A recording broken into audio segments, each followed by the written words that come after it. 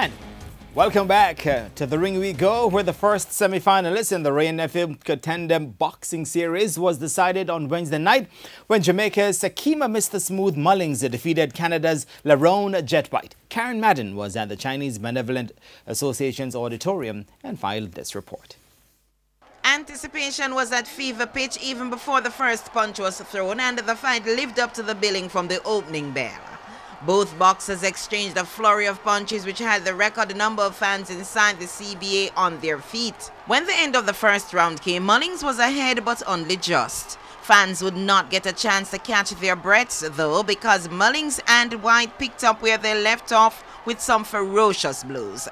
The breathtaking action continued into the third round, but it was Mullings who ended the round strongly with a flurry of combination shots for which White had few answers, and the noise level in the CBA was deafening. Fans expected White to respond strongly in the fourth round, and he did not disappoint.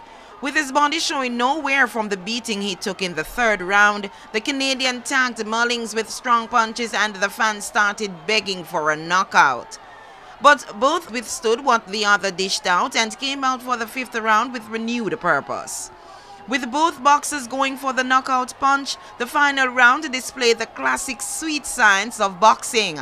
Punch after punch was delivered, and the responses came thick and fast from both boxers, much to the delight of the fans.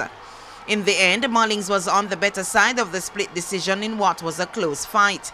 The two Jamaican judges scored the fight 49-46 and 48-47 in favor of Mullings, while Canadian judge Brian Beauchamp scored the fight 48-47 in favor of White. Despite the closeness of the fight, Mullings said he was prepared. White acknowledged that it was a tough fight, but felt he could have done more. No, man. Listen, Sakima Mullings is the most supreme conditioned boxer in Jamaica. Right.